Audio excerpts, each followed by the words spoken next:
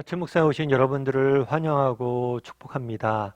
하나님께서 새로운 날들을 우리에게 허락하셨는데요. 새로운 날을 걸맞는 새로운 은혜로 오늘 하루 우리 인생을 지키시고 보호하실 줄 믿습니다. 참 아침 묵상하는 게 쉬운 일은 아니죠. 그래도 이렇게 우리가 힘내서 하루의 첫 시간을 드리려고 노력했을 때 하나님께서 이 시간을 기뻐 받아주시고 또 그런 마음을 걸맞게 또 좋은 것들로 귀한 것들로 우리 인생을 채울 줄 믿습니다.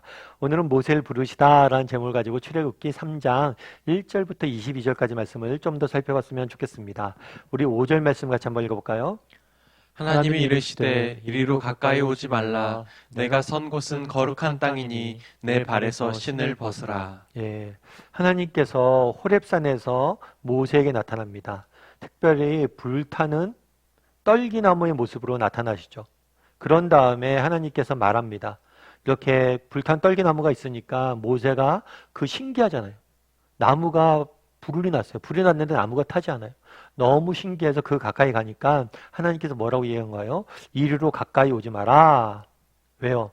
내가 선 곳은 뭐라고요? 거룩한 땅이니 내 신을 벗으라라고 이야기합니다. 사실 하나님은 거룩한 분이세요.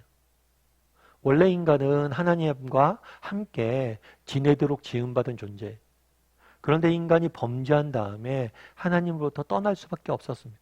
왜냐하면 빛과 어둠이 함께 할 수 없는 것처럼 거룩하신 하나님 앞에 인간이 나아갈 수가 없는 거예요. 종종 제가 자주 말씀을 드리지만 동굴에서 여러분들이 오랜 시간 동안 있다가 햇볕을 본다고 가정해 보십시오. 여러분 눈이 멀고 말아요. 마찬가지예요. 죄인인 인간이 하나님 앞에 나아갈 수 없는 거예요. 그렇기 때문에 가까이 오지 말라고 이야기한 거죠. 그런 다음에 뭐라고 얘기했냐면 내 신을 벗어라. 왜 신을 벗으라고 했을까요? 신도 마찬가지예요. 여러분 우리 인생에 정말 우리가 세상 속에 하루 종일 살아가잖아요. 하루 종일 살아가는데 제일 많이 더러워지는 것이 어딜까요? 제일 많이 더러워지는 것이 발이에요. 왜냐하면 발은 계속해서 맨 땅을 밟고 세상을 밟고 흙이 묻잖아요. 그래서 우리 인생의 발은 우리 인생이 얼마나 고생했는지를 가장 잘 보여주는 부위가 발이라고 그러더라고요. 그만큼 더러워지고 힘든 곳이 바로 발이죠. 내 신을 벗으라는 것은 그 더러움들을 벗으라는 거예요. 그래서 신을 벗는다는 것은 더러움을 벗는다는 거예요. 다르게 말하면 네가 깨끗해져야 된다는 거예요. 그래서 우리도 마찬가지예요. 하나님 앞에 우리가 서기 위해서 우리가 해야 될 것은 있어요. 그것은 뭐냐면 우리가 뭘 버려야 돼요? 이 더러움들을 버려야 돼요. 깨끗한 마음이 있어야 돼요. 여러분 하나님께서 정말 사용하기 좋아하는 사람들은 어떤 사람일까요? 하나님 기뻐하시는 사람은 어떤 사람일까요? 하나님이 정말 사용하기 좋아하는 사람들은 능력이 많은 사람이 아니에요. 자원이 많은 사람이 아니에요. 뭘 대단한 일을 할 줄 알거나 무엇인가 대단한 걸 할 줄 아는 사람이 아니에요. 어떤 사람이에요? 깨끗한 사람. 그 마음이 정직한 사람. 오늘 모세를 부르잖아요. 모세는 젊은 날 애굽의 왕자였으면 대단한 사람이었죠. 그런데 대단한 사람이었을 때 모세를 불렀나요? 아니에요. 언제 불렀어요? 정말 광야에서 정말 목자가 되어서 나그네가 되어서 이렇게 보잘것없이 버림받을 때 불렀어요. 그런데 모세는 여전히 동일한 마음, 모세의 그런 외적인 조건들을 본 게 아니에요. 모세의 마음을 본 거예요. 하나님이 원하시는 건 뭘까? 정말 하나님이 원하시는 건 깨끗한 마음. 우리도 마찬가지예요. 여러분 하나님 앞에 쓰임받기 위해서 우리가 해야 될 것이 있어요. 정말 이 깨끗한 마음을 가져요. 그러면 하나님께서 반드시 우리를 쓸 것. 그래서 나는 얼마나 하나님 앞에 이런 깨끗한 마음들이 있는 사람인가. 특별히 그런다고 그러더라고요. 하나님께서는 어떤 마음을 즐겨 쓰냐면 이런 깨끗한 마음들. 특별히 하나님이 쓰기 좋은 마음들이 되었으면 좋겠어요. 누가 그러더라고요. 도자기를 만드는 이제 도자기 공이 이야기하는데 우리가 보기엔 흙이 다 똑같은 마음, 똑같은 흙이잖아요. 그런데 그런 얘기를 해요. 도자기를 빚을 때 어떤 흙은 그러니까 흙이 살아있다라고 이야기를 해요. 그리고 어떤 흙은 잘 이렇게 빚어진대요. 그런데 어떤 흙은 거칠어서 잘 빚어지지 않는다는 거예요. 도자기를 할 때, 도자기를 만들 때 제일 중요한 게 좋은 흙을 쓰는 거라고. 정말 하나님도 마찬가지로 정말 하나님께서 정말 우리를 사용하길 원하세요. 그런데 어떤 사람을 사용하길 원하냐? 깨끗한 사람을 사용하기 원해요. 신발을 벗어라. 깨끗한 마음을 가진 사람들 쓰길 원하시는 거예요.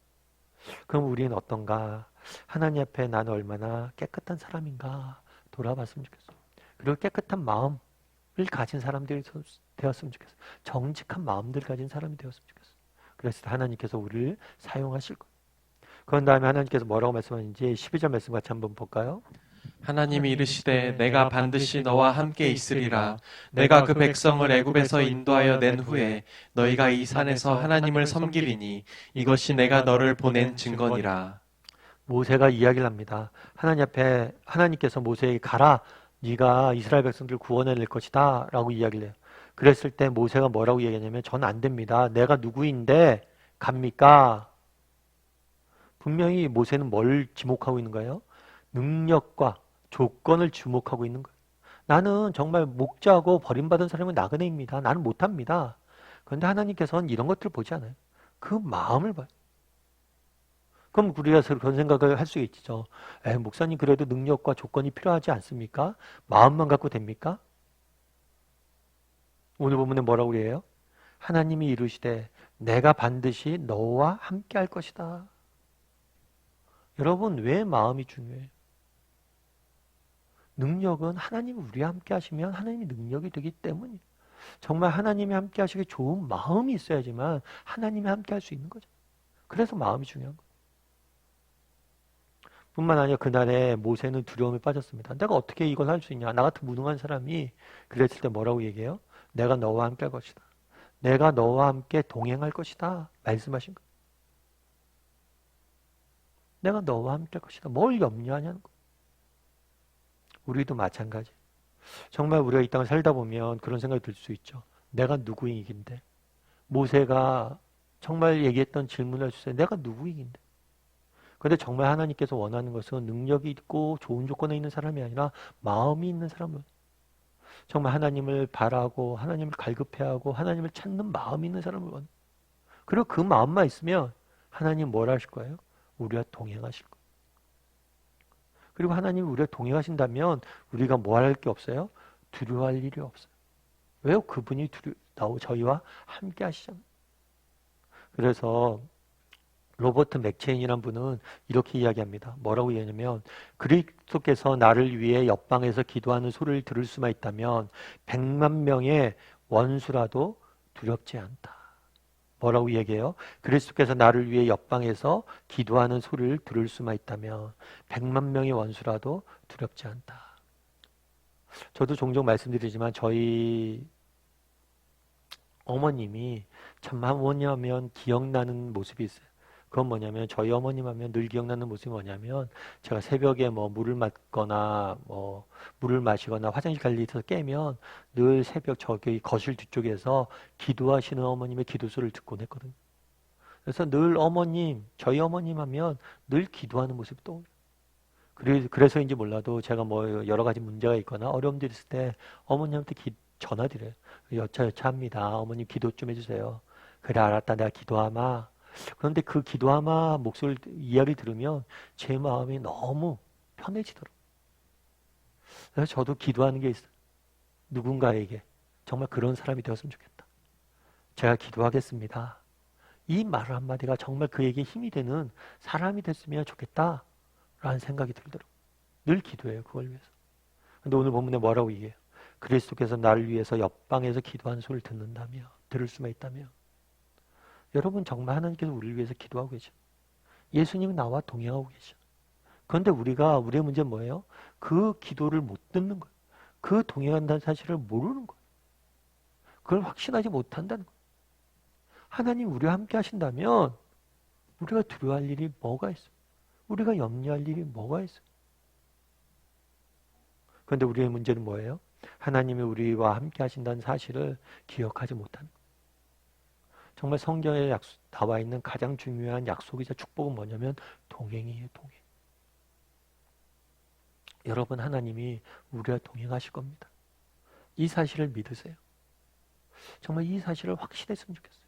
그럼 모든 문제가 해결되는 겁니다. 저도 예전에 뭐 그런 경우도 있죠. 자녀들에게 자녀들을 뭐 이렇게 뭐 어디 간다고 그래요. 낯선데 처음으로 간다 그러면 야, 너 거기 갈 줄 아냐? 왜 갈 줄 알아요? 그러면 너 차비 챙겼어? 예, 차비 챙겼어요. 너 그러면 어디 가서 버스 타고 갔다가 지하철 타고 어떻게 가야 된다? 예, 알았어요. 제가 갈게요. 그러다가 염려가 마음이 안 놓이면 뭐예요? 야, 안 되겠다. 내가 태워줄게. 정말 아빠가 함께 가면 문제가 생길 일이 없잖아. 따로 보내면 문제가 생길 수 있지만 아빠가 함께 가면 다 해결되잖아. 지갑도 필요 없고 지도도 필요 없잖아요. 동행만 하면 되는 거죠. 우리 인생도 마찬가지예요. 정말 하나님 주신 가장 큰 약속과 축복이 뭐예요? 동행이. 동행만 하면 지갑도 지도도 필요 없어요. 그분이 다 알잖아요. 그런데 우리는 어리석게 뭐예요? 동행을 구하기보다 뭘 구해요? 지갑과 지도를 구해요. 여러분, 나는 정말 동행을 구하는 사람인지 지갑과 지도를 구하는 사람인지 돌아봤으면 좋겠고, 정말 이 동행이 얼마나 큰 축복인지 알았으면 좋겠어요. 그리고 우리와 동행하신 하나님을 기억하고 바라봄으로 하루하루 믿음의 길을 걸어갈 줄 아는 저와 여러분이 되기를 주님의 이름으로 소원합니다.